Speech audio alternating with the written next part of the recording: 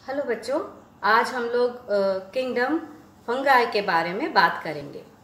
Kingdom fungi में सारे कवक या फंजाई आते हैं जो कि एक कोशिकीय पादप होते हैं। उदाहरण के लिए राइजोपस, मोर्चेला, अगैरिकस, ये पेनिसिलिन, ये सारे फंजाई में आते हैं।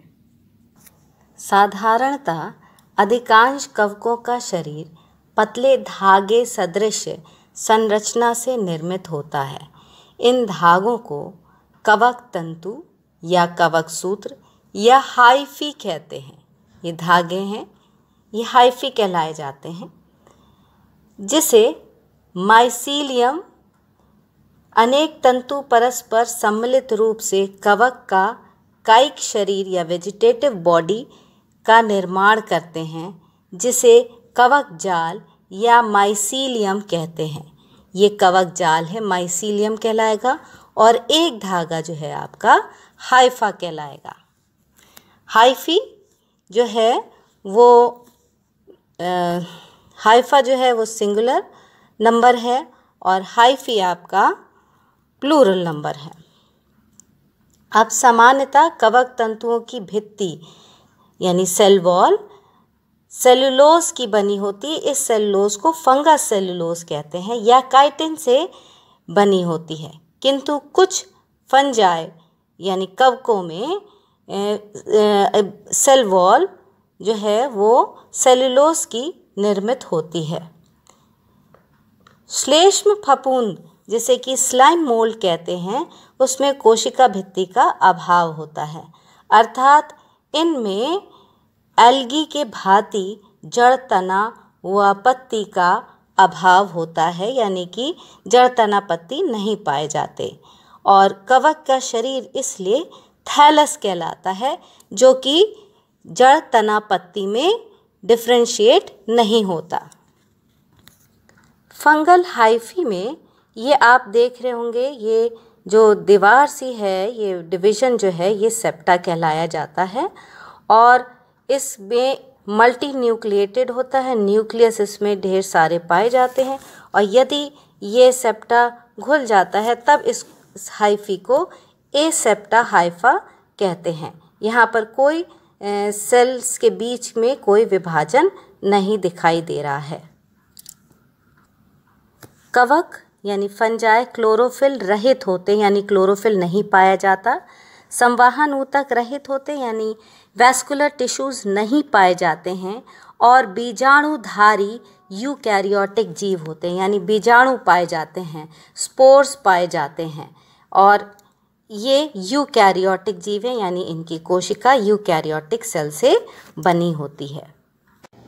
फंगाई अनेक प्रकार के हेटेरोट्रॉफिक पौधों का समूह है, तो इनके पोषण के आधार पर इनको 3 प्रकारों में बांटा गया है, 3 श्रेणियों में बांटा गया है। पहला है पैरासिटिक फंजाई, जिसका उदाहरण है पक्सीनिया और अस्टिलैगो। ये वीट और बार्ले में डिजीज़ पैदा करती हैं। उसके बाद आता है सैप्रोफिटिक फंजाई। ये फंजाई डेड ऑर्गेनिक मैटर्स पर होती हैं, जैसे कि लकड़ी पर, डेड वुड पर पाई जाती हैं। इसका उदाहरण है म्यूकर और राइजोपस। तीसरा प्रकार है सहजीवी कवक या सिम्बायोटिक फंजाई। इसमें आपका माइकोराइजिया आता है और लाइकेंस आते हैं। सिम्बायोटिक फंजाई वो होते हैं जब 2 जीव आपस में एक दूसरे का फ़ायदा करते हुए एक साथ रहते हैं।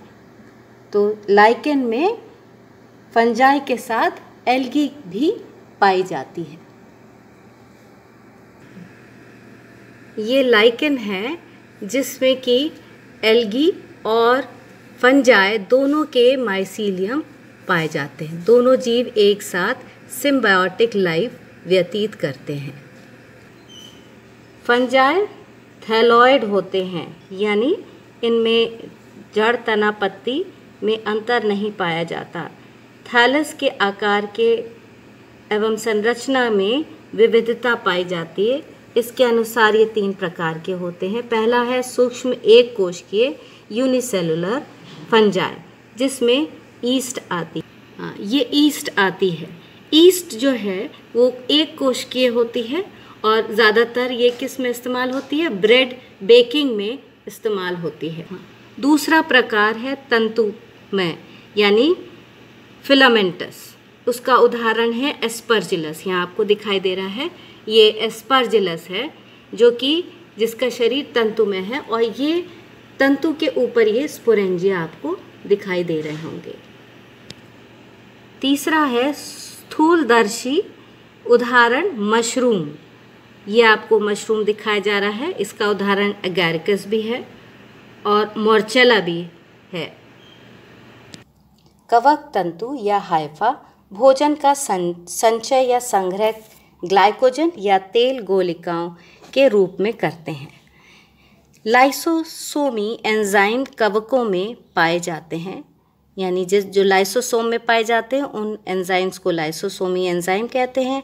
इनका मुख्य कार्य क्षतिग्रस्त कोशिकाओं का पाचन व परजीवी यानी पैरासिटिक फंजाई को होस्ट के शरीर में प्रवेश कराने में सहायता करना। होस्ट क्या हुआ? जिस शरीर पर फंजाई रहता है उसको होस्ट कहते हैं। फिर कवकों द्वारा स्रावित उपापचयी व्यर्थ पदार्थ यानी मेटाबॉलिक वेस्ट मटेरियल का सूक्ष्म जीवों पर अविषाणु प्रभाव प्रतिजीविता कहलाता है। फंजाई में कायिक जनन यानी वेजिटेटिव रिप्रोडक्शन, खंडन यानी फ्रैगमेंटेशन के द्वारा, जहाँ पर इसके फ्रैगमेंट्स टूट जाते हैं और नया एक माइसीलियम नया एक हाइफी बनाते हैं। विविध प्रकार के फ्रैगमेंटेशन, बाइनरी फिजन जिसे द्विखंडन कहते हैं, एवं मुकुलन यानी बडिंग द्वारा होता है।